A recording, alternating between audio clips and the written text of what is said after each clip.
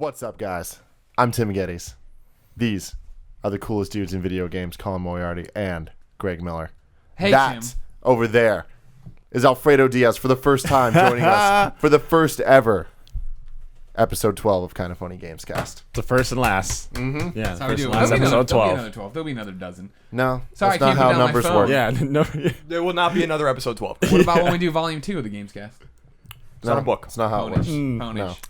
I'd love to focus more on your boring stuff, but instead I'm here looking at Simple Mind, an EP by Peach, Damn. at bit.ly/Peach Goblin. You remember this from last Gamescast? Yes, last week we talked about him. He's, again, the homie of Alfredo. Yeah, he's a good friend of mine.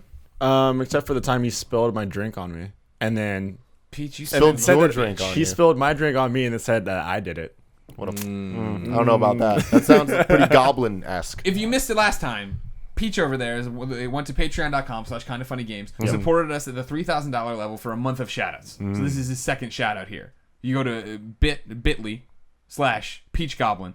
If I say bit.ly, people understand to go bit period. bit.ly/PEACH.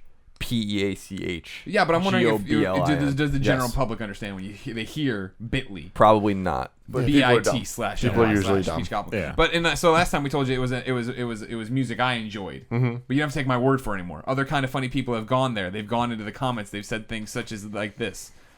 Kind of Funny Games sent me here. Really good tracks. Keep it up, said PewDiePie, which I don't think is the real PewDiePie. Oh, man. PewDiePie, kind of funny fan. Chris says, also sent here by Greg, not bad.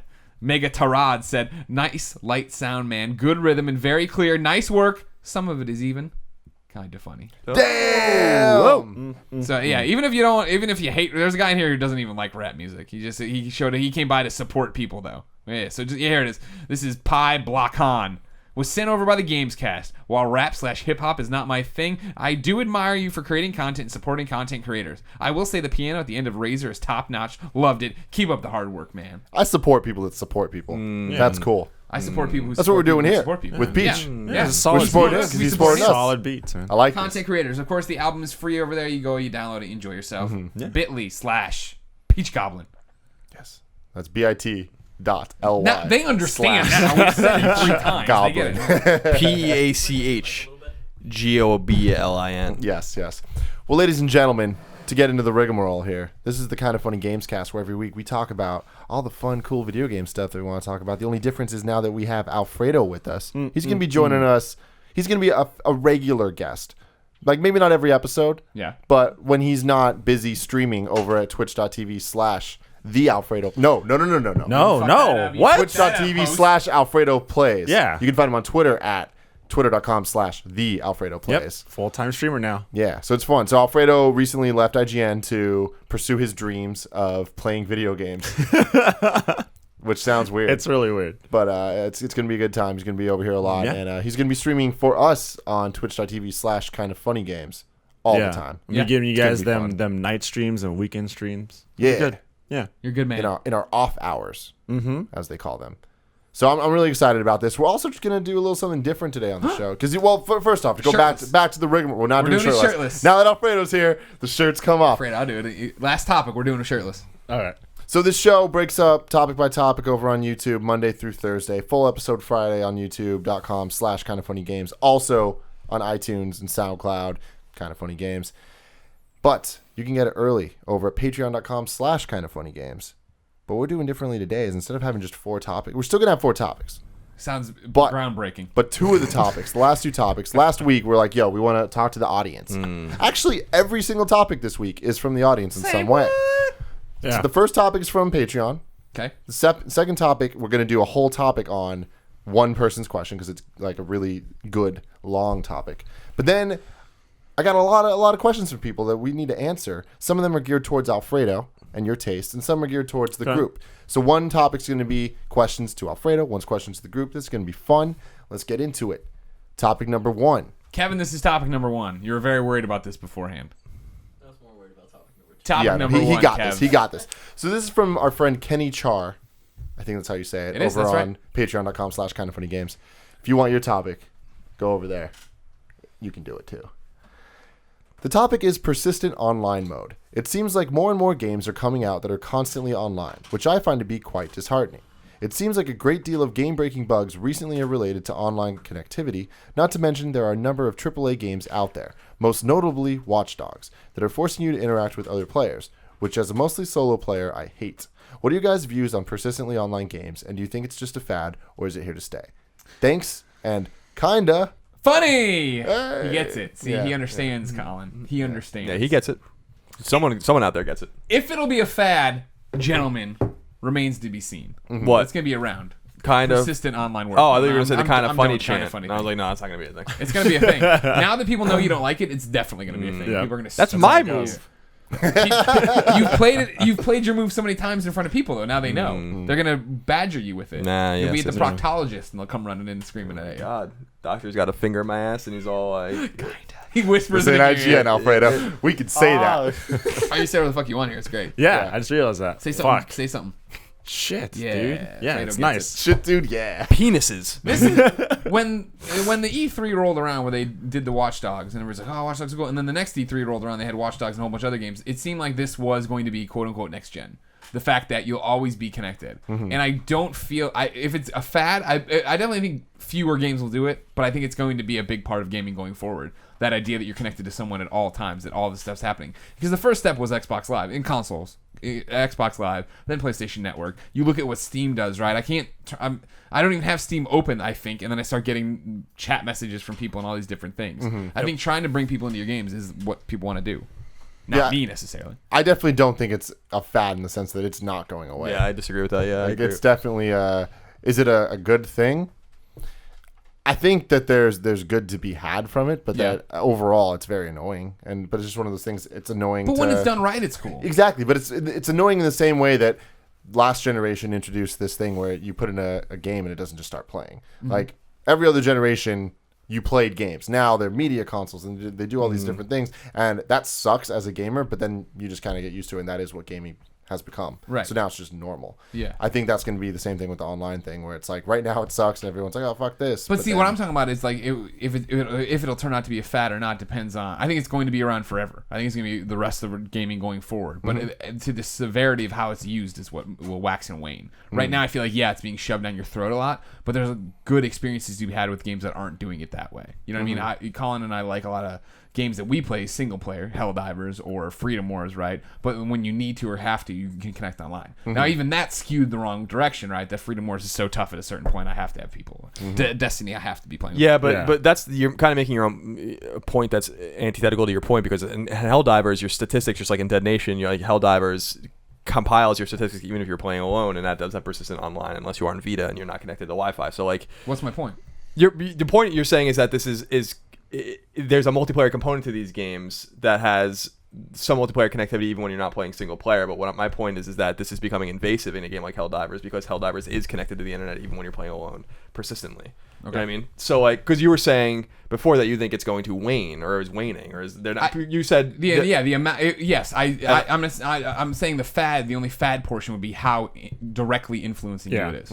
Yeah, I think it's going to become go more in this direction and become more invasive. I think it's obvious. A game like Drive Club, for instance, on PlayStation 4 is all about connectivity even if you're playing alone. Obviously, you have these clubs or whatever, but you can play the game alone, but there's still a component of online functionality. And even when you look at games that are on PSN or Xbox Live, and they have leaderboards, and there's big campaigns that are conquered simply by like adding your statistics to the global statistics and stuff like that. I think those things are like kind of harmless, but I am a little disheartened. I like that he used that word, disheartened. I'm disheartened by it too, because what about people like me that don't really want to interact with people online in games? Like, I don't want that shit at all in my games. And it's cool if it's there as an option, but I like Watch Dogs is a huge turnoff, because even though I think you could shut a lot of this stuff off, like people can come in your game and just fuck with you, and it's like what is the fun in that? You know what I mean? Like, what is the fun in having someone invade your game when a game like The Division is announced and it looks awesome, but you have to maybe play with other people to get the full experience? It's like, well, why? Yeah. And the bigger question is, and I'm not sure how you guys feel about this, is that the more connected your game becomes, the more it becomes relied on a group of people playing it. In other words, games come and go quickly when the more online functionality is required. Look at Titanfall. You know what I mean? So that's a bigger concern too that might dishearten him as well. Yeah. So here's the thing. I mean, Colin, me and you are definitely more single player guys. Greg's a little more. He just does everything and doesn't really care. I don't play So yeah, I was about to say, like, I don't know, from my point of view, I'm always connected, always playing multiplayer. But I see the point where, like, with Watch Dogs, I don't like the fact that anyone can just jump in. Watch Dogs is a game I just want to play by myself, to be honest. So I don't know. I think it's the way that they implement it is like what they really need to look at and say, like, you know, is this too far? Is this not too far? But yeah, games like that kind of force you to have like crews and stuff. I feel like that makes things difficult for a lot of people who just want to experience the game. Like Greg plays, I know I always go back to Destiny because this is a big core of what I do. But like Greg plays Destiny, but he's not really going to experience like the best part of that game, which is the raid, because it allows online. It needs online, and it needs like a solid core group of people to work together. And so there needs to be balance, and it's going to be interesting to see where game developers go with that. Yeah, I mean, I think my only real experience with it is the like Miiverse, like when you're playing. That doesn't count. But why not? The Miiverse, the posts. Yeah, That's not real online. no, but what I'm saying is like Nintendo fanboy. Get out of here. No. QVC. I'm saying it's in a bad It's way. so Like cute. it was like semi-invasive, like playing through New Super Mario Bros. You want a stamp? You got a stamp. Yeah, Sign up for I'm saying I Miiverse. don't Like, like this, Greg. I know. But I know. going through the world map and then the posts popping up and stuff, I'm just like, I don't like this. And I think you can turn it off, but it's just like I don't like that. That's the default. Yeah. Like they're just trying to shove all this shit down your throat. Like just because you can be connected doesn't mean you should be. And I feel like it definitely is a case by case thing where it's just like, yeah, Destiny is only awesome because of that, but Mario does not. That's. I'm sorry. Go ahead, Greg. No. Please. This is going back to what I'm talking about. Is I think right now it's this fat stack of games that are doing it, and then the more vocal we as consumers be, that's when it starts to fade out. It's not going to fade out. People are just going to find a groove with it, where it is like, all right, our game doesn't need to be this, or they figure out a fucking way to make Freedom Wars and Helldivers able to go on as a single player experience. You know what I mean? Like there's a balance. Give me bots that are actually not stupid. Shit like that. Yeah. I mean, so things like you play a lot of Destiny, you play a lot of Titanfall. Like Titanfall was online only. Like, do you think that was a good call?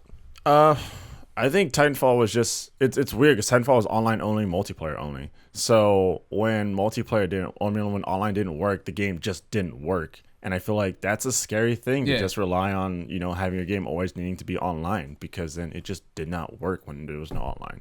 But I mean, does that matter? Like if you're talking months down the line when it doesn't work, like are people still playing the single player and all that stuff anyways? Or like, isn't it such a, like specifically with a shooting game or even like with Destiny, which is a shooting game, like, does that matter because the point of it is playing online with people?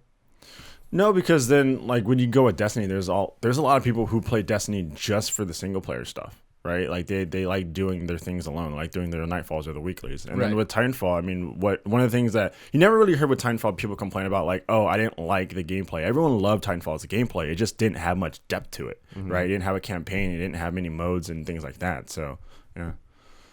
Yeah, I think the bigger confusing thing to me is that there's two sides to this, right? Like there must be some sort of data that suggests to developers and especially to publishers that I think are more into doing something like this, that this stuff works or it matters. That the connectivity between this isn't just a trend, that this has been going on long enough now where publishers are seeing some sort of dividend being paid off by putting resources into making a game at least somewhat connected, even if it is single player centric. The bigger question to me is, if a game doesn't need it, then why put the resources towards it at all and have more of a design aesthetic where it says the game is single player and therefore must be enjoyed single player, or should be enjoyed single player, much like The Order 1886. For as bad as the game wasn't bad, for as subpar as that game was, there was no bullshit in that game. You know what I mean? Like it was the campaign. That's what it was. And I wonder when there's issues with a game like, not even Titanfall and Call of Duty and all these aren't even a good example, but when a game like Tetris Ultimate is actually a great example. Tetris Ultimate was a Ubisoft game, and Ubisoft shoves Uplay down everyone's throats with every one of their games, except for the fact that it fucking broke Tetris Ultimate. And it was broken as of 2 months after the game came out. If you have a full friends list or a near full friends list on PS4, you cannot play it because the game constantly pings PSN to like get leaderboard statistics and stuff like that. And it's like, first of all, you have to run a server to make this happen. You had to write netcode for this, like all sorts of things. Like why? Well, I think a big reason that Ubisoft specifically does this is all the like social media shit and like the Facebook integration and all that stuff. Because whenever people play Assassin's Creed or whatever, you get the Facebook posts that are just like, this guy's like Brian's playing Black Flag, and it's just like, all right, and like that, he doesn't know that his shit was set up that way, but it's just like it's this really sneaky thing where all these like developers are just like, it's promotion, like that is advertising for free to millions of people. Well, that's why I'm saying that there must be data that suggests that this is worth the problems that it must take and the resources that it must take to run servers and write netcode for these kinds of ancillary game. Like Assassin's Creed has a multiplayer component, but why is the game running on a server or like interacting at all with the internet when it's on single player? There's just weird design choices that are being made that are frustrating to me as a single player kind of purist. Like, I don't mind that multiplayer games exist. I'm so happy that a game like Destiny or Titanfall exists that people can enjoy online for those kinds of gamers, but I feel like that aspect of gaming is invading a kind of sacred space for like gamers that don't want that shit. You know what I mean? And that's kind of the bummer for me. Like when you fuck up Tetris, which is like something that like game designer 101 or like programmers, like that's like one of the first things they learn how to even make is just a Tetris game, as many people tweeted at me to tell me, because I didn't know that. It's like when you fuck something like that up and it's really because of the connectivity issues, that's a huge problem. Yeah. And that should be embarrassing, like deeply embarrassing, you know, to a studio, even if there is a commercial reason to do it, which is to say like, oh, this is kind of being stealth sent to Facebook to remind people that Tetris Ultimate exists. That's the only question I have, is like, why shove it into games that don't need it? Not for that reason, but because it could probably save you money on development for not even having to worry about all that shit. Do you think it could be just that more and more people, like both like the consoles like Sony and Microsoft, they're pushing harder and harder to have like better online quality, you know what I mean? And do you think it could be the reason just that like more people are online and like maybe they see numbers that like people play their game longer if there's more incentive to do something with other friends and people, you know? Yeah, of course. There has to be. Yeah, I mean, There that's has the whole to be thing. data. I mean, that was the thing with the Order, right? Is like the Order it's short and it's, you know, an easy platinum, and there's no reason to hold on to it. So it immediately causes a deluge of games into the used game market that immediately Sony isn't getting money from. They aren't getting money anymore from the used copy being resold and resold and resold. So you have to give somebody a reason to hold on to this game. And that's what Destiny was great at this time around, right? As it came out, and not only is it a persistent online world that you're doing stuff in, it's also like, here's all our DLC. It's planned out this far. And like, you have folks like yourself who are totally into it. So many of our friends are super into Destiny and just running the same raids over and over again, the same missions over and over again, just to be ready for the next drop. Here's the next thing I'm going to be ready for, and then the cycle begins anew, and it keeps refilling and doing its same thing. And it's one of those that I think to console players and first-person shooter console players, maybe it sounds like so crazy and interesting, but it's just what MMOs have been doing forever. It's what WoW has been doing forever. Like, here's your daily, here's your dungeon, here's this thing, here's that thing, motivating you to keep coming back. And like, what's always not worked for us personally in the industry we're in is the fact that we just don't have that much time usually to give into it, right? Like, I love DC Universe Online. I think it's the best MMO of all time because it's the only MMO I've ever played that I fell in love with, and I've had like 500 hours in it. But the problem is that, like, for me to jump back into DC Universe Online, I know to get the next tier of armor is me having to run raids with people every week, every raid, do these different things to get the next piece of armor, and I don't want to do that. If they came out tomorrow and they were like, hey, we've added more, because there is solo content, there's duo content, there's all these different things. We've added it all in, and with this multiplayer bonus, you can then actually make it worth your while. Because right now, it's not worth my while. I don't get nearly enough marks as I would if I went and ran the raid, but I don't want to sit there and try to find a raid group, do all this thing, set all up, do all the bullshit that is to get a raid running to go out and do a lot. Yeah. There is a subtle genius to what Activision and Bungie have done with Destiny, though, that the more that I've thought about the game, the more I appreciate the game, even though I know it's not for me. Because I played Destiny for fewer than 10 hours, and I played it by myself, and I was like, well, the voice acting's fucking awful from Peter Dinklage, and this game's boring, and I don't want to play it. So I stopped playing or whatever, but I realized that it wasn't for me, that I wasn't playing the game. But Activision made a gamble that is more interesting than Call of Duty in the sense that Destiny is going to be played for longer than 1, 2, or 3 years, probably. And this is a game that people can get into and pay $60 for and never pay for again. But they have server-side costs and development costs, and obviously the DLC is going to be developed even if people don't buy it. Not everyone buys it. It's a different move for them than Call of Duty, where they expect that people are going to fall off of Call of Duty after 1 or 2 years and then move on to the next one. And so I've just, in a general way, like there's a subtle genius to the way Activision kind of made a gamble, spent a fucking shit ton of money on Destiny. It didn't look like it was going to pan out at the very beginning when people really were harsh on it, and it has panned out beautifully for them. And it seems like they knew something that we didn't do. Like for as much or do something that we didn't know about. Like for as much as Activision gets shit. And rightfully so sometimes, whatever. Destiny was kind of a stroke of genius in Oh, how yeah. to marry single player, but more importantly, how to marry multiplayer and MMO and make it accessible to console gamers that are not used to that aesthetic and that design and that kind of just like, this is a platform now. This is a World of Warcraft now. This is what you play. You don't play your PlayStation 4, you play Destiny. Yeah. Yeah. So I think that's kind of interesting, but I still fear that developers are getting all the wrong signals from multiplayer games, and I hope that I don't know, man. I feel like this year's the past year, not like just what's happened in 2015, has been that thing of like, this is what's fucking everything up. It's what fucked Drive Club up. It's what, and Watch Dogs had problems. It's what's fucking Helldivers up. Tetris, da da da. I feel like it's gonna rubber band back, like I was saying, and that's how the fad gets smaller or whatever it becomes. The movement. I hope so. I just think that they're, Tim's point about Uplay, for instance, like I just see like that they'll just cut through the bullshit anyway because they feel like they have to. That like you can't retreat. I mean, that's when you get into the whole thing of like, though, that's Ubisoft, right? That's not a developer. That's just an example. Sure. Of a publisher that, because I mean, think about like the big publishers, like they're not going to, Sony's the one that's the biggest propensity to not do online stuff with their games, even though they do online stuff with their games. Like, I don't think that you would see a publisher release a game like The Order very often. Like the last game I can really think of that caliber or that AAA status that was really just a single player game was Wolfenstein. Yeah. So I don't know. We'll see what happens. Yeah. All right. Second topic. This one comes from Twitter. Can I say something before you get in your topic? Oh, yeah. While we were recording this, we have confirmation from Nick Scarpino Uh-oh. that the contract is signed. The Kind of Funny live event is in San Francisco on May 16th. That's a Saturday. It's a 21 and over event. Follow us on Twitter. I'm sure we've been tweeting about it nonstop. Maybe at kindoffunny.com we've put up a post about it. We should film a exciting. stupid commercial. Yeah. 316. No? What? 316. 316. It's on 316, right? No, that's March. 4/16. May 16. 5/16. 5/16. 5/16. Oh, shit. So Is that it really? happened 2 We're days gonna need ago. to remake the image. You all missed it. You made an image? We made the image, and it definitely says 316. Jesus fucking Christ, guys. The event I left you alone for 2 seconds. Oh, man. The event was 2 days ago. Yeah. We got the date wrong on the Mega Man one. Sure. The numbers. It happens. It's for some reason I don't see dates properly. Yeah. That like when there's an error, I'm just like, oh, that's right. That's good. Things happen. 316. That's what it is. I was excited it was 316. Yeah. All right. Okay. So, Twitter user Extra1 Jr. wants to know, do a review of the first quarter of the year and if 2015 has lived up to expectations. So, yeah, when I first read this, I was like, we're not a quarter of the way through the year. And I was like, holy shit. Yeah. We are a quarter of the way through the fucking year. Right. Essentially. I mean, give or take 2 weeks. Yeah. What do you guys think of it so far? Both from a game perspective, like playing the games, and game announcement perspective. Or game news. It's a weird thing to say. Game news. Okay. I think it's important to say what were the expectations coming in.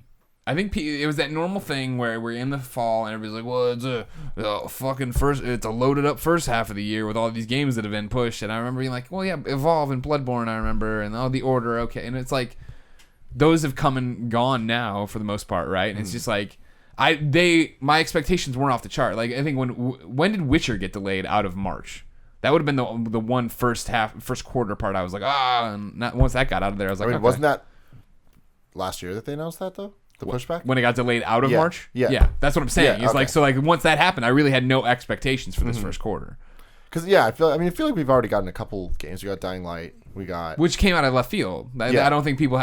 we had seen that at PAX and been like, this seems cool, but I don't even think we thought it was going to be as cool as it was. Mm-hmm. And then Evolve, which I know we didn't really get into. Yeah, you played it though, right? I played it, and it's what I thought it was. It's an awesome game, but it's just an awesome game that entertained me for like 3 weeks. Gotcha. I mean, did you get really into Left 4 Dead? I got really into Left 4 Dead. Evolve is awesome, but it has the same issue that like Splinter Cell multiplayer always has, where it's awesome with a group of friends. Like you really have to have like you and your buddies being the hunters. Otherwise, it's just not fun. Mm-hmm. Yeah. So, but yeah, there's more to that game than I thought there was. Though there was more modes and is that going to have like a there's Titanfall variety. thing where it just like nosedives off? It's just kind of weird because I judge a lot of like game retention with like how many people like stream it and stuff, and just no one watches Evolve, no one really like plays or streams Evolve. Interesting. So from that point of view, from a like Twitch streamer point of view, I just haven't seen much like attention for that game anymore. Yeah, Evolve, and I said it weeks ago on Colin and Greg Lab, where I'm like, Evolve I haven't played it, I haven't talked to anyone about it. You can just tell it is not picked up. Like it is not caught on. People don't care about it. Like it's obvious, just from. We get tweets every day where someone's like, well, where is this? And why don't you guys Twitch this? And we get no messages about Evolve. You look at the game sold respectably on MPD, but it seems like there's no buzz, and this is just more anecdotal evidence. If no one's twitching it, then... Yeah, do you think there's no buzz because they just showed way too much of it? Like, I feel like... They had way too much to explain. I don't even know why they made that game, to be honest, but it's like when they could have just made Left 4 Dead 3 or something. But, I think there's a few problems. I don't think that people understand what the game is. I mean, from a most base perspective, the box art is fucking awful. So like when you see it it is awful. It's terrible box art. The old footprint. And when you see it in a store, it's like, all right, like, and I've said it before, it's like that. Like that is a great game, but that box art sucks. He's talking about Resistance 3. And like it's like that's boring. Like I remember seeing it for the first time. Like, this is awesome. If you have any idea what the Chimera are and like all that kind of stuff, well, who's gonna pick that off of the shelf? Ollie Moss is a great artist, but that's not a good look for your box art. So that was the first thing I noticed about Evolve. I'm like, that is an awful logo and an awful way to portray the game. And I do agree that the game is more like the 4-on-1 asymmetric thing is so weird to some people that they had to over-explain it.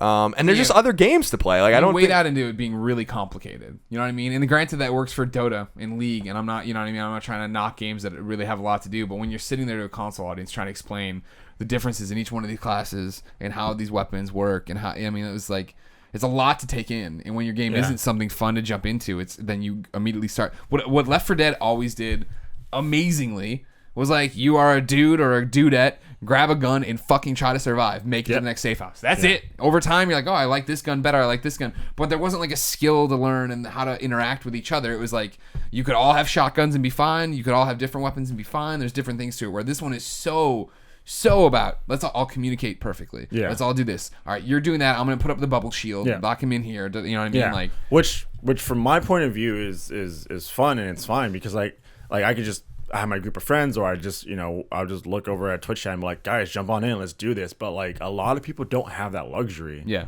And I know that's such a luxury. But I know they wanted to take like a very I appreciate the fact that there's like depth with like the weapons and stuff. Mm-hmm. But I don't know, they just want to take a very like esports approach to it, and I feel like you kind of it's a game and like people are gonna try to do that, and someone's gonna hit it and make it work. But it's just like that was the risk coming in. Tailored more towards like the common folk. Yeah. I mean, earlier you were saying that like Destiny kind of eased console gamers into the MMO idea and stuff. So it sounds like Evolve just didn't do a good job of easing them into the.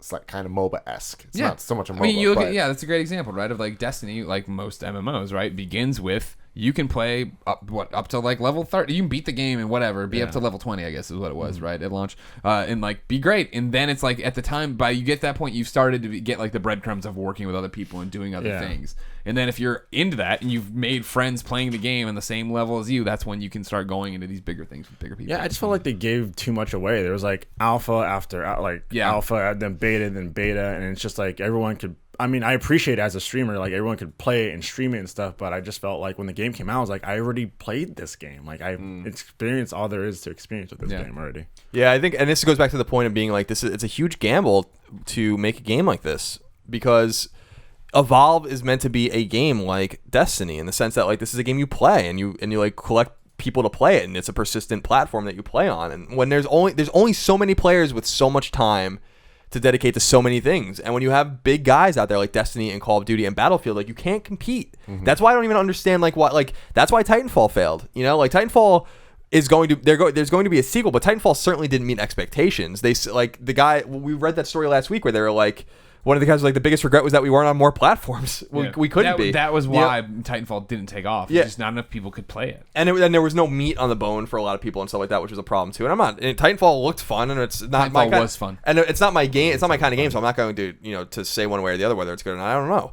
But it wasn't a game that caught on, because for lots of people, really almost immediately. I remember reading on NeoGAF, like even on the PC version, like where people were like, we can't, like they couldn't find games like after 2 weeks. You know what I mean? And it's like, that's a huge danger when you're stepping into that space. You better make sure your game's really fucking good. And then you have a marketing push and all these kinds of things, which Destiny did. I think Destiny again, in hindsight, was really brilliant in the way it approached it. It went silent for a long time. It came back with the beta or the alpha and the beta. It got people involved in the game. People were really hard on it in the beginning. Then they realized what the hook was, the carrot in front of the dog, as it were. So I think that I don't know. I think that there's much to love about that kind of game. But what's the point of making another one when you can't compete with Destiny or Call of Duty? Carrot in front of the dog. The dog's right after the carrot, right?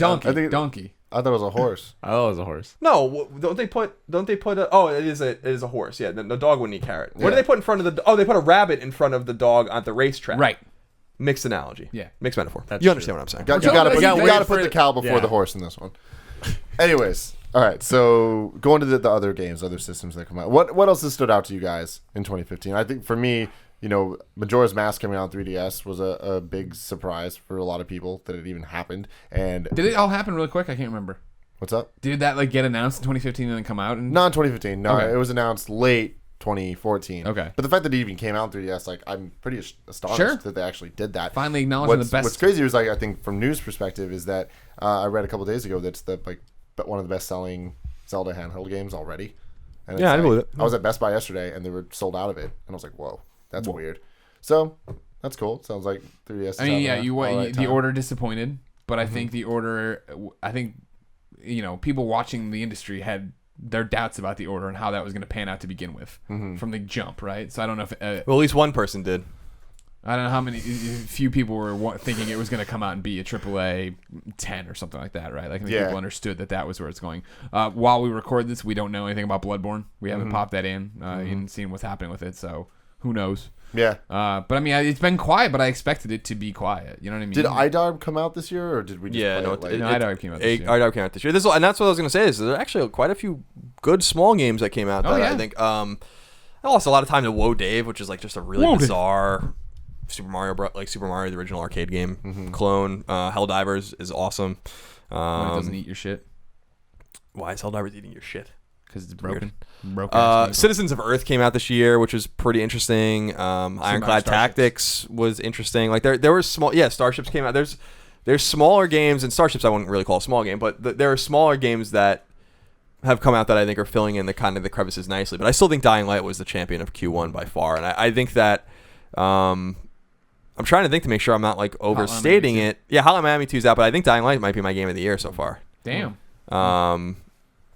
Because that game really grabbed me, and it was such a pleasant surprise. This is why I don't even read preview coverage, and why I hated writing previews at IGN, was because when I knew I was interested in a game, the preview beat's my least favorite thing. If I could have never written previews, I would have been totally glad to do that, because when I'm interested in a game, I don't like to read about it or know much about it. And Dying Light was one of those games that I knew so little about that I didn't even know I would care about it. And when I've said before, when Greg described it as Mirror's Edge, which I didn't like that much, to Dead Island meets Mirror's Edge, I was like, that sounds fucking awful, And I played it. I'm like, this is great. This is great game. I can't recommend Dying Light enough. No, it's awesome. It's really, really surprisingly good, surprisingly great, I would even say. So I still think that's kind of the champion of Q1. But things will pick up. Yeah, we're gonna get weird games at weird times. We're getting Batman in June. I mean, that's a weird game to get at a weird time. Metal Gear in September. Yeah, Metal Gear in September. We're getting big games at at weird times. Mad Max. Battlefield in March was weird. Yeah, Battlefield's out. Yeah, forgot about that. So how's that going? It's like Battlefield 4, but a lot more fast paced, which I appreciate. I was never a Battlefield guy that liked the big conquest maps with 64 people and all the vehicles. It was cool, but I was more like, I like the gameplay mechanics of Battlefield. Just give me a smaller map and quick to engage scenarios. How many hours have you put into it? A lot so far.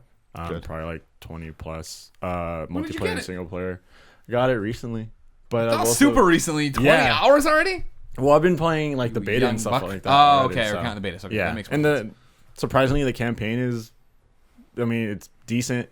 It's a Battlefield campaign, so I don't surprisingly expect much. It's decent. It's I'm playing through it, and I'm not I want to turn it off in terms of campaign. So cool. So far. Also, kind of funny games launched in quarter one. Sure, that has exceeded expectations. Changed the landscape of video games. Totally destroyed. Sure did. Forever. Sure, it changed something. Yeah, so I'm pretty excited about that. Yeah. Q1. I'll say this about Q1. Q1 has been stronger than usual. People are finding their niches to release games at weird times, like we said. Dying Light would have not sold how well it sold if it was released in November, so it was a smart time. And I'm not even sure I would have paid attention to that game if it was released in the fall period, in the holiday period. So I think that we're gonna see stronger quarters across Q1, Q2, Q3, and Q4 are all going to be stronger going forward every year, because I think people are starting to realize you don't have to shoehorn your fucking game into November because it's AAA or whatever. You can find space to breathe, and people will pay attention to your game, as we've talked about in previous episodes of Gamescast, if you find the right place to release them. So I think Q1 shaped up really nicely just based on this kind of changing paradigm. Yeah. Cool. So for the next topic, Kevin, we're gonna ask Alfredo a bunch of questions from the community. Okay. We can all obviously All right. join in on this, Cool. but these are geared a little towards Alfredo's taste, which Okay. involve first-person shooters, Twitch, things of that sort. That's what I do. Yeah, we're gonna start off with the headline of this video: why are people still playing Destiny? So a friend of mine, a fellow Twitch streamer of mine, Spoon, was like, "Hey, I know how many hours you've played in Destiny. Do you want to know?" And I was like, "No."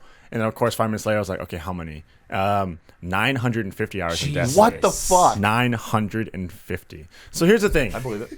I play Destiny a lot, and like, it doesn't mean that I absolutely think that Destiny is the most amazing thing of all time. It has a lot of issues. There's no story. There's not, like, you do things repetitively. But I don't know. For me personally, I think one of the things that keeps bringing a lot of people back, or just for me in general, is the fact that at its core, the gameplay is good. Like, and it just got to the point where, I mean, you do stuff repetitively. But for me, I started playing it as a multiplayer game. And then from that point of view, it's just like any other multiplayer game, like COD or Battlefield. You know, it's multiplayer. Quick 10-minute matches. You go in, you play over and over and over again. So for me, that's why I play Destiny. And I think for a lot of other people, who like single player type games, it's that whole loot system, right? It's that whole the reset. It's Tuesday. It's reset day. I can do these raids again. And it's like yeah, you're doing the same thing again, but at the same you get to possibly get that weapon that you've always wanted. It's the gear. It's the loot treadmill. It's you're coming back because you're earning stuff. I talk about carrot in front of the dog. Exactly. Yeah. The carrot in front of the dog. The tropes of video games and why, at a core, you do play them, right? You play them to feel like you're progressing. You fill the XP bar, and then you get a new skill, and you do this. And so once you've done all that in Destiny, then it becomes I'm so close to getting XRs, whatever, blah blah blah, stupid ass weapon I can't pronounce, and all these different things, and another mode of light, and all the, you know what I mean?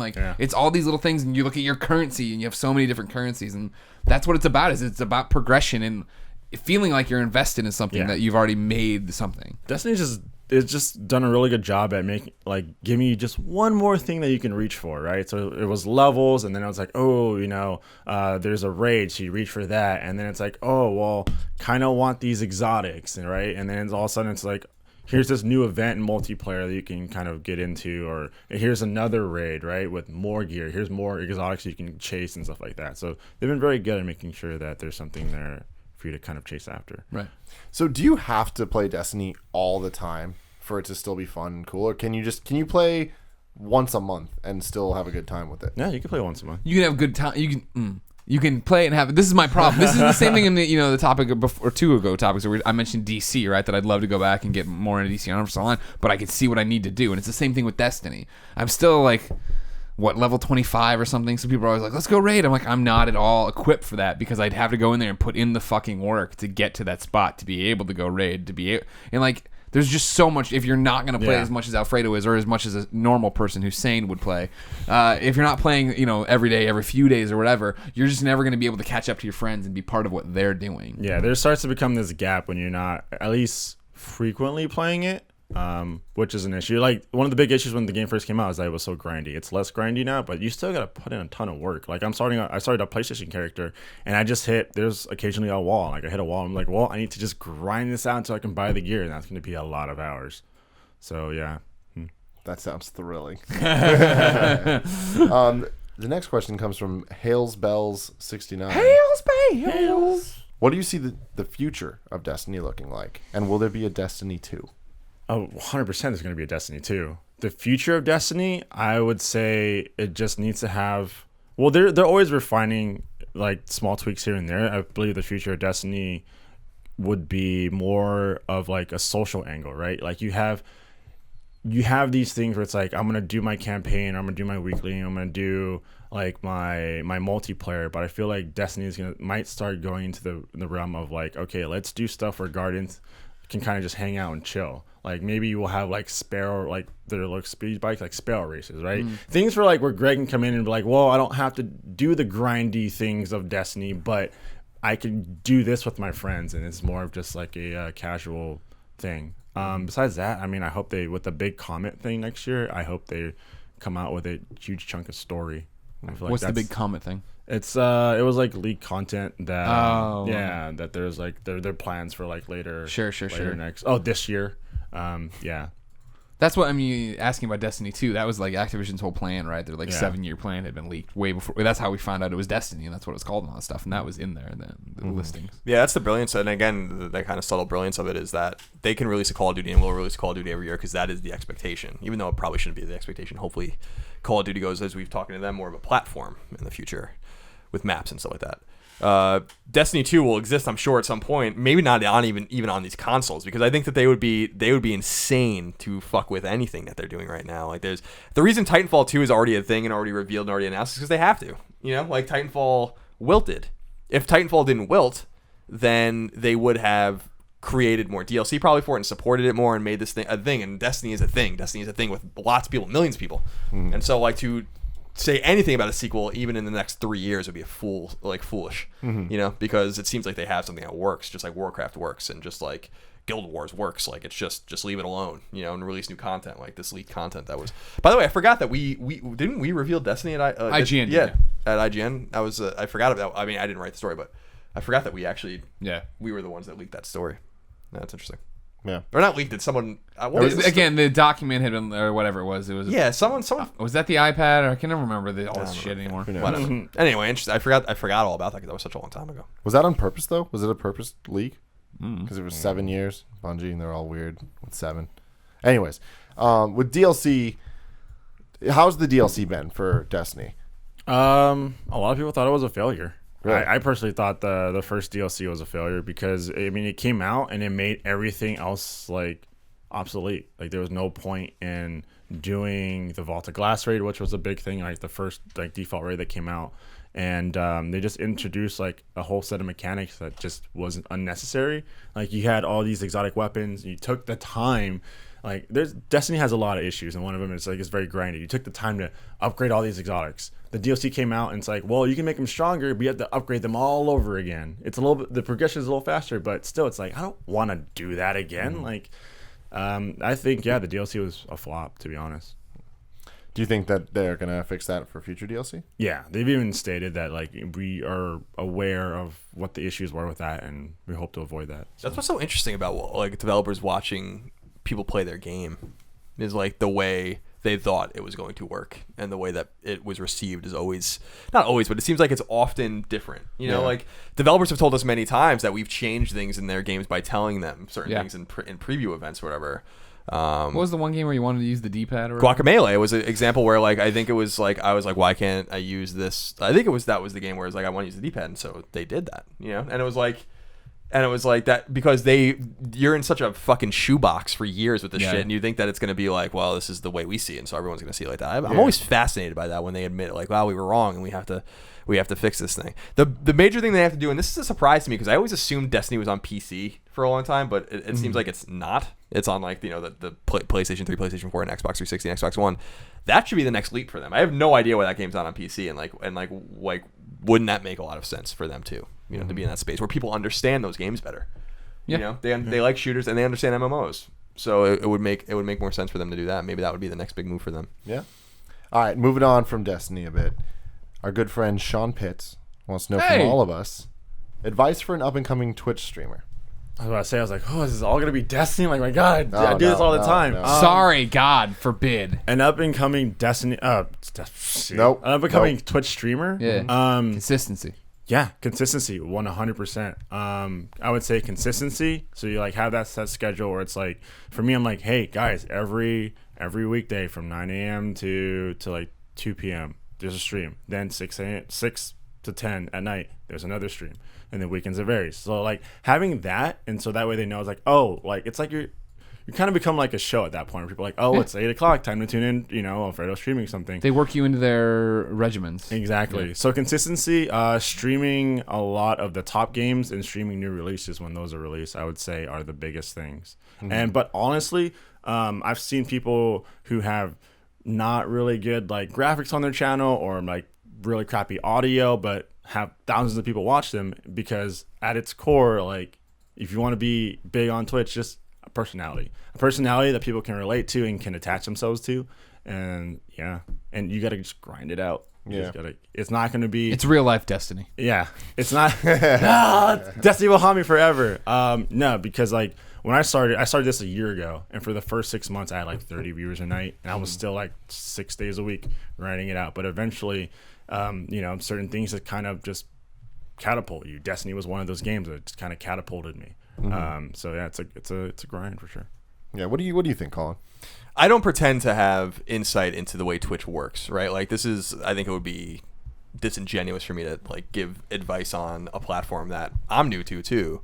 My whole approach with Twitch was when I knew that we wanted, you, especially you, Tim, you identified this as a platform that is important, and I trust you because I'm old and I don't really understand. I play single player games and yell at children on my lawn and shit. So, so when you said that Twitch was important, I'm like, okay.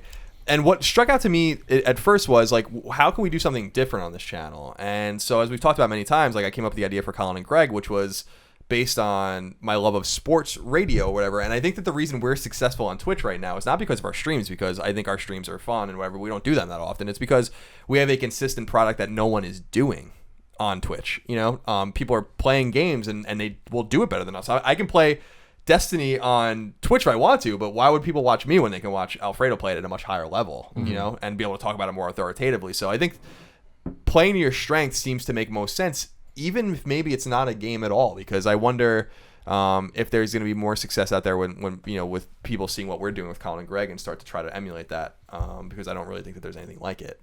And so that would be my only advice with Twitch, is to try to identify the thing that makes sense for you, even if it's maybe not a game, but a platform or a way you talk about games or talk about nerd culture, because I think that's what's worked for Greg and I. I think if we did what Alfredo did or does, and we do that. We played Mega Man, all the Mega Man games the other day on the classic Mega Man games, and we had 2,500 concurrents, pretty much the entire time. It was awesome. But if I were to step in and try to be disingenuous, I think that that's going to rebound and rubber band on me very quickly. Yeah. I mean, my advice is just do it. Just do what you want to do, and just keep doing what you want to do, and eventually people will like it. If you make the content you believe in, other people will believe in it too. Yeah, and it's like you were saying, like play the biggest games and all that stuff, and it's like that's great. That if you do want to like get those easy numbers, yeah, sure. But if you just want to just do what you want to do, you'll get less numbers, but they'll mean more. Yeah, like my numbers are low, but I can take that number and apply it to any game, right? A lot of people like play one certain game, their numbers are high, but they're stuck playing that game always.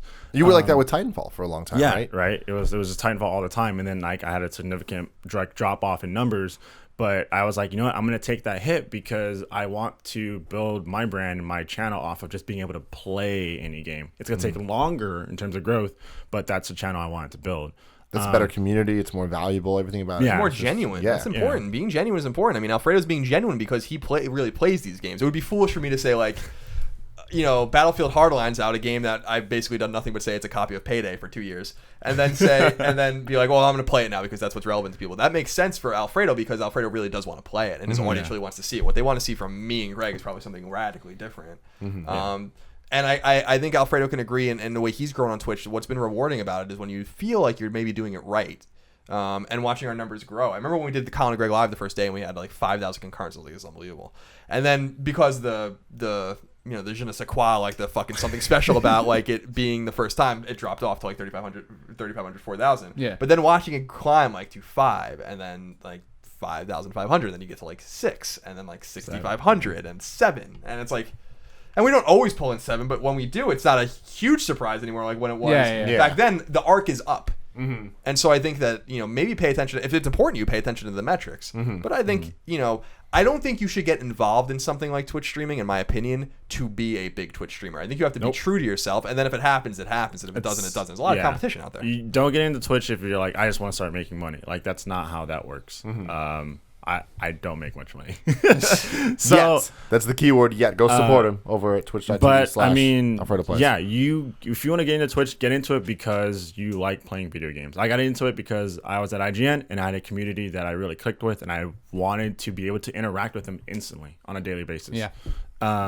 But something like Colin said that I just kind of want to have like I just kind of want to change the meta on that is that you don't have to be good at a video game to be able to be successful on Twitch. There's a lot of people who aren't that great at video games, but they're entertaining, so people watch them. But the whole being genuine to it, yeah, you got to be genuine to it, because if you're saying, like Connor was saying about Battlefield, and then you're like, oh, I'm gonna do a 2-day Battlefield stream because the game's out, it doesn't look right. Yeah. Well, that's the thing with you is I feel like you kind of have this like really special thing where you're good at games and entertaining. And I think that's a rarity. Like that's the difference between you and like most of anyone I've seen on Twitch. Really, they're either pro gamers or they're Pro dudes. entertainers. You know what I mean? Like we're entertaining, but we're not like super good at games, except for Colin and Tetris.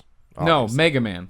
Oh, well, yeah. I'm Colin, good at quite a few. I'm games. good at Tetris. I can go to the video. To be fair, I'm pretty good at games, but Yeah, But I want to just be fair that I'm not good at the games that are really relevant to the audience that is on Twitch. Exactly. And so Or I'm to not going pro- to pretend. You wouldn't call yourself a pro gamer. No, Whereas he's a Alfredo pro is Mama a Kuma pro player. gamer. No, stop attaching that to me. No. Pro gamer.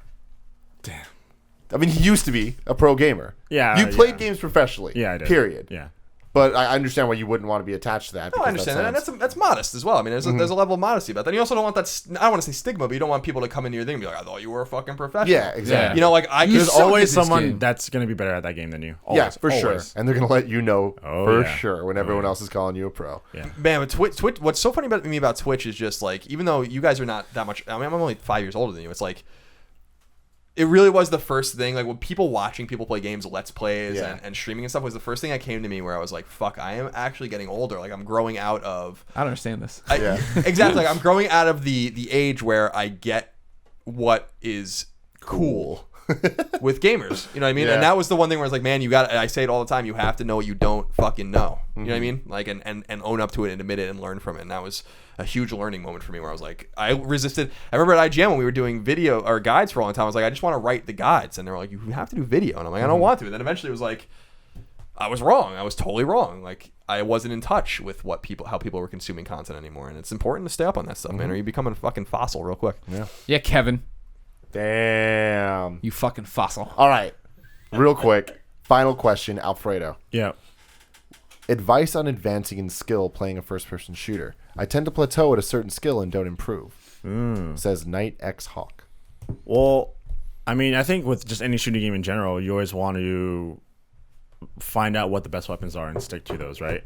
And then I would say for just other things in general, like learn what your weaknesses are. Like I suck when, like if we're playing FPS, you get close to me, I lose my thumbs. I don't know how to deal with you being in my face like that. So I always try to keep my distance. So like learn what you suck at and don't do that pretty much. Pro tip. Compensate. Map control. Like when you have control of the map, you know where the enemies are coming from. You know what I mean? Like you know how much of the map you control. Then that really, really helps you, because I see a lot of people just get blindsided because someone comes from behind. But if you know where everyone is at all times, then it's good. Yeah. Practice. Stay at it. Yeah. Learn the maps. Just keep playing. That's what you did for me with Titanfall. I would say think of everything as a play, right? So think of it as like, well, what could I have done differently during that play, right? Should I have thrown that nade? Or should I have charged like that, right? And always kind of awareness, huge thing. Just always be aware of your surroundings. Awesome. All right. Kevin, final topic for the day.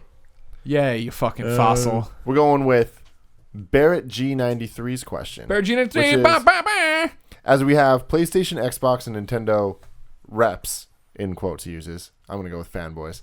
What is the biggest disadvantage of each? From the person that is a fanboy. So I'm assuming by this he means Nintendo, Xbox, PlayStation. Yeah. All right. I'll start this off. Nintendo, what's their biggest disadvantage? They don't know what the hell they're doing. They don't understand what their audience actually want, what gamers actually want. Right. So I don't even think it's fair to say their audience, because maybe they do know what their audience wants and they make money, so it's fine. But they definitely don't know what gamers want, and they're definitely not giving the gamers what they want.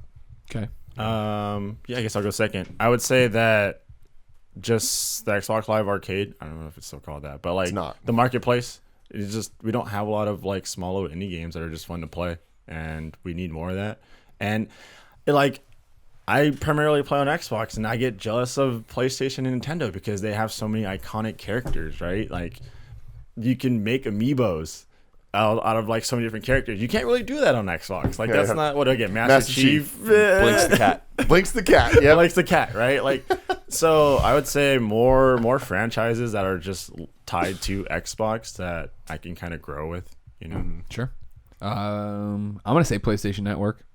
It's behind the times. It's been behind the times. It's PlayStation 4 version iterations better than ever, sure. 100%. But it's still way behind Xbox Live in terms of security, stability, options. The fact that the Xbox at least runs and works.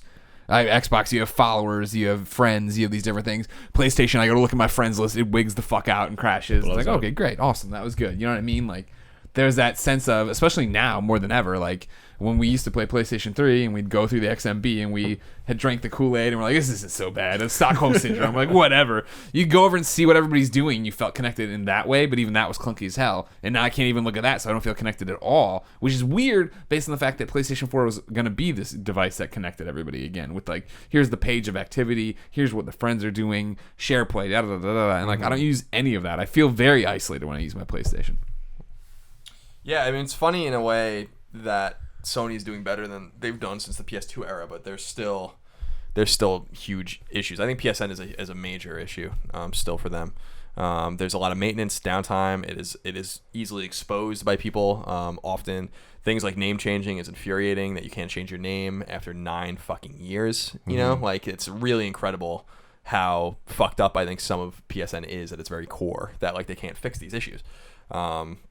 And as we said in the past, Shuhei and other people have made clear to us, like, well, we know these are issues. It's like we can't do anything about it. We have only so many resources to like delve into the code and like really figure this stuff out. And they're getting there. 2.5, I think, is going to be A good step. A nice step forward. You'll be able to finally delete 0% trophies and do put your game to sleep and then start up again and all It's that kind of stuff. nerdy PlayStation stuff that nerdy PlayStation fucks like us want. And it was a nice sign for me in the sense that they're always listening, but that they're actually like starting to check boxes that like people have been asking for a long time, which is nice.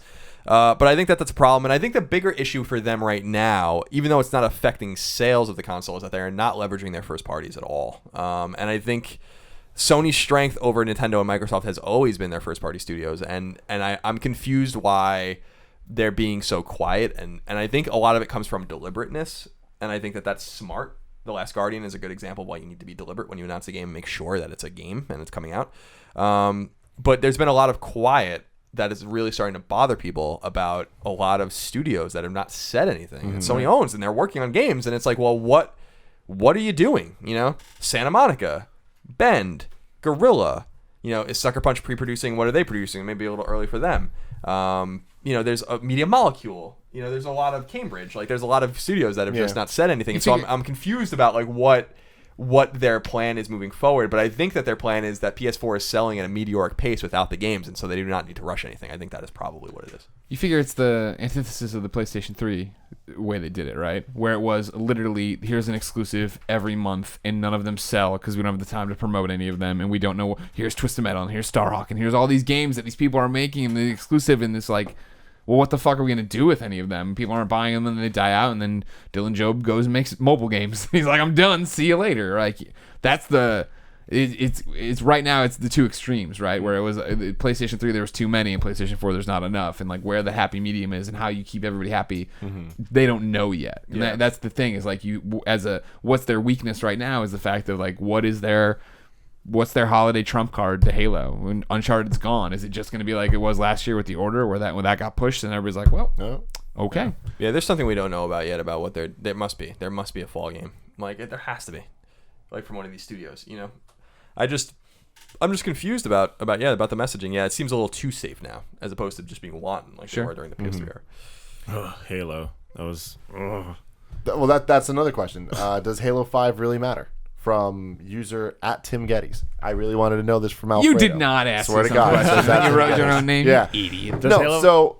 So Halo to me, obviously a huge deal. And especially on this show, people are always talking in the comments like, why don't you talk about Halo more? Why don't you talk about the beta? It's like, we just don't really, it's not our thing. I love playing Halo, but like, it's not my shit. Is Halo still a relevant thing in the ecosystem of Destiny existing and Call of Duty and all these other shooters? It's less and less relevant. I mean, it has its hardcore fan base, but I mean, like, you know, I feel like it's this very, very tough thing where I feel like Halo 5 is going to be important. It is also going to piss off a lot of the hardcore fan base, right? They want true like Halo, which is no sprint. But I feel like, you know, it's the kind of the era of like, it's the YouTube generation, right? Where people want sprint, they want like fast, twitchy FPS gameplay. And I know like a lot of people want Halo to stick to its core, where it's like, you know, what it is. But I kind of feel like at the end of the day, it's got to evolve, you know, and it's got to, you know, where the media is and where everyone is at, right? Like, you can't make a big game and not have it sell. So I'm sorry, you know, it has to have things like sprint and boost and hover and like dash and things that you're not used to with Halo. But I feel like it's going to bring in more people. Do you think that Halo 5 is going to last longer than 2 months? Yeah, 100%. Especially because they're very big on like supporting it, like in the competitive scene and everything. Like a competitive scene helps drive a game last, you know, even longer than it should sometimes. But no, I think that Halo 5, if done right, if it works, will bring it and we'll usher in a new group of people, a new group of players. So I feel like, yeah, it's important for that franchise. And more importantly, does it look good to you? Yeah, I think it looks good. It plays well. Yeah, I played 2 versions of it. The first version was a little weird and wonky, but immediately when that open beta thing came out, like, it played very, very well. At the end of the day, it's like, if you want to play, it works now, Master Chief Collection. But at the end of the day, if you want to play old school Halo, like, the Master Chief Collection is amazing. You know, every single game, online, everything. Like, it's awesome. Cool. Going back to PlayStation here, Swoop Dog wants to know, what do you think of PlayStation View? Yeah. VUE. View, and could it actually replace cable? No, it's too expensive. Way too overpriced. So what is this exactly? This is their TV service, their little on-demand TV service that has channels like AMC, and then from there on, that was the only one that caught my eye. You remember the whole rundown? Yeah, I don't remember. CBS is on there, AMC. It's $50 a month. $50 a month. Yeah. Is And you HBO essentially on it? just get those channels. You don't need Comcast. Exactly. It's Yeah, a way yeah. to cut cable, but it seems like too pricey when you compare it to Sling and other things that are doing similar stuff. Right, So, $20 for Sling on Xbox One right now. it just seems like another kind of half-baked PlayStation idea, frankly, and that is another weakness that we were talking about before. Is like they just have these half-baked ideas, like or ideas that don't come around for them, and so they just pretend like they PlayStation don't Home. exist. Home was one of them. Now is a big example of that, where it's like, I don't know if anyone's even using it. They don't talk about it very often. They have like a little updates where they're like, these games are now available on Now, but I wish that they would just focus a little bit more. You know, just focus a little bit more. People are buying PS4 because they want to play games. That's what Microsoft shot themselves in the foot with. So just focus on the fucking games, you know, and let everything else pan out. Let your third-party partners like Netflix and HBO and all these guys do their thing. But, you know, Microsoft gave the ball away by doing exactly what maybe they're trying to do now, and it's a little ironic to me with Powers and with View and all these things. Like, just guys, like, back up a little bit. It's scary because that was the thing. The PlayStation 4 was their gamble on gamers, and obviously, I was saying before they even announced that gamble would pay off, and it has. But now, are they getting too big for their britches again and going back to doing all the shit nobody wants? Just fucking make games. Talk about games. I don't care about View. You just stop it. Stop doing what you're doing. Yeah, you know what I mean? But then it's always hard to say, too, because Sony is such a soloed. All right, there's so many silos. I'm very tired. So many silos of content and things that are happening there. It's not to say that Powers is really distracting from anybody doing anything with PlayStation, right? But if they're going to try to push that, do they run the risk of alienating people who just want games from them? Who knows? But you can make that same argument for Microsoft, and it didn't And they hurt did. them. You know, so it's like, I think that there is something to be said about not resources necessarily, because what does Power's creation have to do with PlayStation really? But it's about marketing, it's about time, it's about mind share, it's about space on the PSN, it's about all these, you know. I mean, it's all the way down to cover placement on IGN.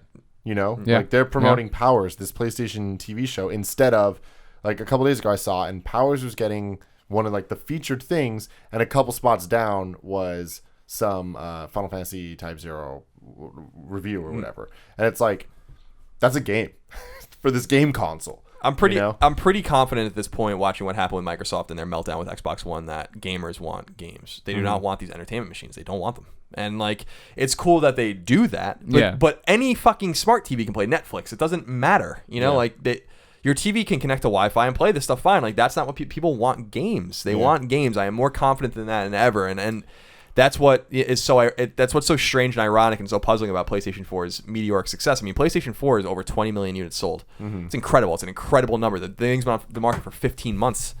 You know what I mean? That's an incredible number. It's what, 2 million away from GameCube. It's twice as much as Wii U. It's unbelievable. And they're doing it with just a focus on games. So they need to just keep focusing on games.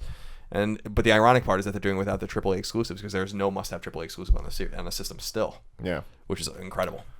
All right. Speaking of games, a lot of people want to know our opinions on specific games, such as Arc 520, who wants to know. My light just went off a little bit, and that was kind of weird. Light's having a stroke. I know. Does the shot look okay, Kevin? I mean, it looks fine. All right, whatever. It is what it is. All right, so Cities Skylines. Yeah. Did you play it, and how does it compare to SimCity? I did play it. Yes. I liked it a lot. I didn't get super deep into it. It was it's again one of those games that's mentally taxing, but it feels, looks, and runs a lot like SimCity in the good ways, not in the bad ways. You know what I mean? I want to get back to it. I want to do more with it. It's, you know, SimCity, the problem was for me when it was always online, doing all this dumb garbage that I didn't want out of it in small plots of land. This is, you know, allowing you to take over the other land around you, do different things, buy stuff. But so far, so good. I'm definitely interested to play more of it. Cool. All right, next up, we have GTA Heists. Have any of you put any time into this? No. Heists? Awesome. Yeah? Man, it's so late for that to come out. Like I really was fighting myself with, like, I put in a stupid amount of hours on GTA, but I was fighting myself, like, do I want to come back? Heist is awesome. It's challenging, which I actually really appreciate, because I mean, you know, you have 4 people, you have a handful of guys that play GTA and you're really good. It's like you just blow right past them, but it's like, no, it's challenging. You can get I can curse. I can say now. it. Fuck it. You can get a shit ton of money from doing all the heists and stuff like that, and so it's good. Yeah. Do you see yourself putting many more hours into it, though? I mean, I see myself playing through all the heists that they have now, and then just putting it back away. Yeah, not really replaying it over and over again. Cool. All right, and now the last game people want opinion on is Smite. Oh, Smite. Yeah. I mean, I'm a console player, but Smite's a MOBA, and it's primarily, you know, I mean, MOBA's more of like a PC term, but I am hooked on Smite. What is it for the people that don't know? Mitten. Smite is Damn, a I like that. third. That was fucking good, Greg. Put it on the board, Kev. Put a 1. Thank you. Smite is a third-person MOBA that is on the PC, but is now on the Xbox. Well, it's coming to Xbox. It's coming to Xbox One. They're currently in a closed alpha, and it's just. Are you in it? It's got It's got me hooked. I mean, and it's because a couple things. It's I could never really like attach myself to the camera view from like League of Legends and Dota, that top down and stuff like that. Sure. This one's third person, and there's a lot of fast paced like action. And their most popular mode, Arena, fits like a console player's like play style, where it's just kind of like fast action, quicker games and stuff like that. And I think Smite will succeed on a console because it's the kind of game where Xbox players they try very hard when it comes to multiplayer. So, and this is a game where they can really like dive into in terms of like learning gods and learning their builds. And once you just get a controller into their hands, like I remember playing Smite and on my stream switching from Destiny, people were like, "Oh, what is this? It looks so cool." And I was like, "Yeah, it's Smite. It's on PC. Like I play. And what are you playing on? A mouse and keyboard?" And they're like, it's weird." And then the other time I plugged in my controller, and people were like, "Oh my god, I gotta download that." And it's like, whoa, it's weird that like that's all it took. That's all it took. That mentality. Yeah. So Smite's awesome. Because controllers are the best. Oh yeah. Fuck your mouse. Race. Fuck your keyboard. Damn. All right. Titanfall 2 coming back up from our boy Trick_2092. He wants to know what we think about the announcement of Titanfall 2 and it going multi-platform.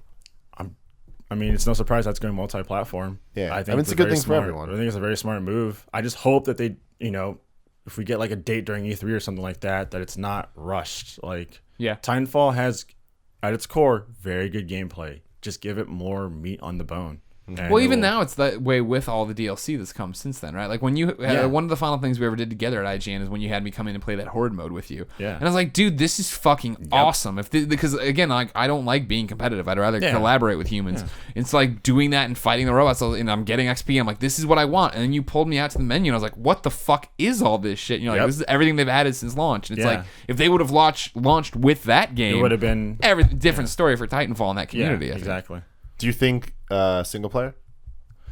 I'm hoping for single player, but it's really weird. I don't know, maybe from just my personal point of view, it's really weird for me to care about a story with giant mechs. I don't know. Yeah. He hates Iron Giant. Yeah, man. Iron Man would be upset about this. Yeah. All the stuff going on. All right. Stuff going on. Last question. What's a game you looked forward to and really wanted to be good, but was a complete letdown? Superman 64. Oh, man, yeah. The I love Order. how much that comes up. Really? Yeah, I wanted the Order to be awesome. Rad is a really good developer and has good pedigree. Rad. Yeah, Ready at Dawn. Rad. My God, I love that. And but this was a big step forward for them, and I think that they were so obsessed, as I've said before, they were so obsessed with that engine and so obsessed with the graphical fidelity of the game, which was impeccable. It's one of the prettiest games I've ever seen in my life. That they forgot to make a game, and that's a huge problem. And I was hoping that I remember when I first saw the game, I was like, that's when I reported, I'm like, this is not in good shape, and everyone jumped down my throat.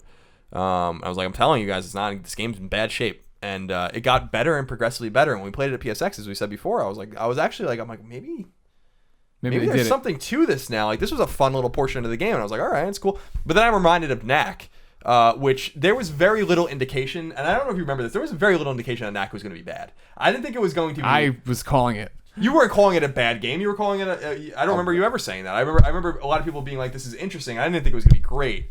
But it's very selective in the way they show you games, and I'm just much more guarded about that kind of stuff now, because the airship portion of the Order is one of the best parts of the game. So that's not a surprise that they would show you that. And when I played portions of Knack, I was like, this is fun and stuff, until you realize it's just not a good game.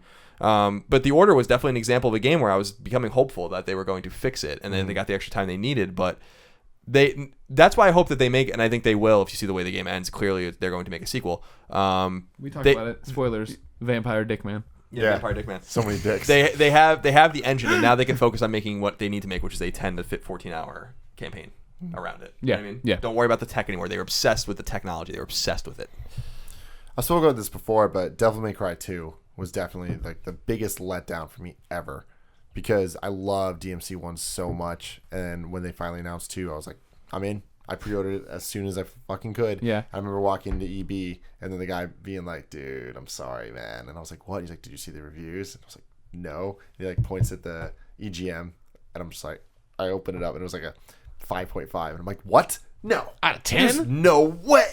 And I was like, I don't believe this. Yeah. I just don't believe it. And I remember I got home, and I played, I think in one sitting, I played through about half of it. I'm like, it's not bad. It's not that. Fuck those guys. Yeah. And then the next day I was thinking about it. I'm like, man, DMC 1's so good.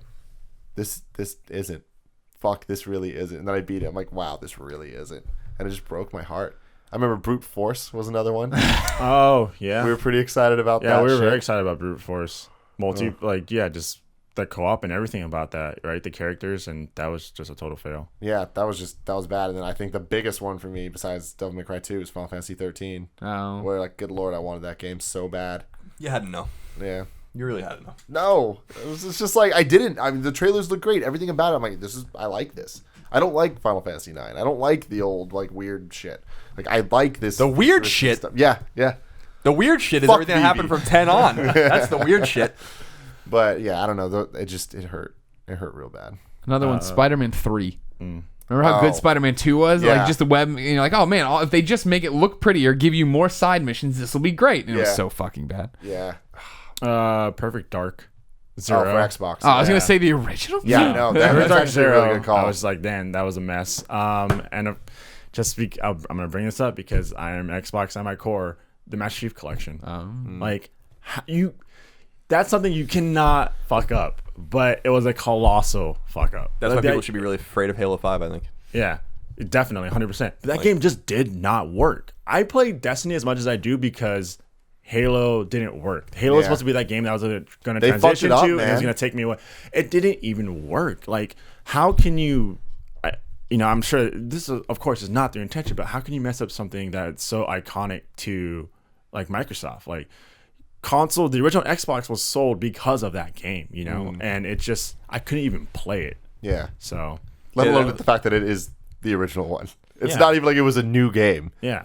Yeah, I that just was thi- unbelievable. Yeah, I just think they tried to do way too much. Like the whole UI itself was just like so much like work had to go into that, and they tried to do too much. I guess I don't know. But you're saying now it's awesome though, right? Now it works. Same thing with Drive Club. Like Drive Club was broken and now it works too, but the damage is done. You Yeah. know? And I mean that's 100%. and I was really surprised when Master Chief Collection didn't work because I had no interest. I mean, I liked Halo and Halo 2 a lot, but I'm not going to go back and play those games again. But when I was like 343 did this internally and they're working on the next mainline Halo game, and that game's going to get slammed way harder than Master Chief Collection in terms of users, in terms of people trying to play the game, in terms of connectivity and stuff like that. And I'm like, there's every reason to be very scared about the way that game's going to work. But hopefully with their early alpha and all these kinds of things, that they're figuring it out and understanding and identifying these problems. But this goes back to what Greg was saying at the full circle kind of thing, where it was the connectivity of these games is breaking and the games and frustrating people at the same time. Of course, Halo needs to work online. It's not one of those games that you have the luxury of playing offline. You can play the campaign, I guess, but I don't know. So I think yeah, that's an interesting one. Drive Club, obviously, I didn't care about, but it was funny watching how the complete meltdown around that game was just incredible. Yeah. I think Twisted Metal is the last one I'll say, where I PS3 one? wanted a new Twisted Metal so bad after Black, and I'm just like, please give me a fucking PS3 Twisted Metal. And then they announced it, and I was like super excited about it. And then as soon as they started showing gameplay, I'm like, this isn't Twisted Metal. This isn't what I want. And then it came out, and like I played it a little bit, and I'm like, yep. Jaffe's new game looks like a nice return to something unique and interesting. So we'll see. Drawn to death. Well, ladies and gentlemen, that is the first and last, Greg, episode 12. I will of the make Kinda sure there is Funny another Gamescast. 12. My God. I will make sure of it. As always, I'm Tim Gettys. We got the coolest dudes in video games, Colin Moriarty and Greg Miller.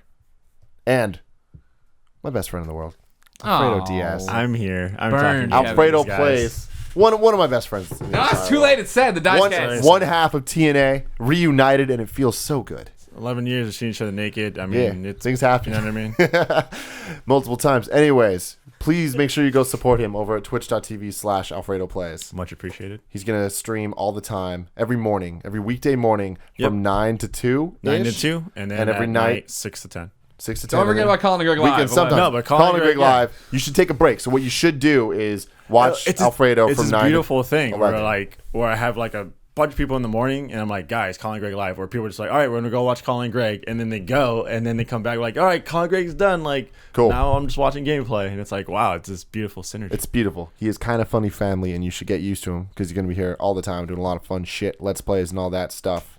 But he collaborating. is doing his own thing, so Yeah. please do go support him over there because he Lots of needs it. collaborating. Is there anything? Peach? Shout out to Peach again. Bit.ly/Peach Goblin. There's some dots and slashes in there. It's bit.ly ly Slash Peach Goblin. Goblin. Go download it. Leave a comment. Maybe your comment will get read next week. Yeah, it'll be fun. Until next time,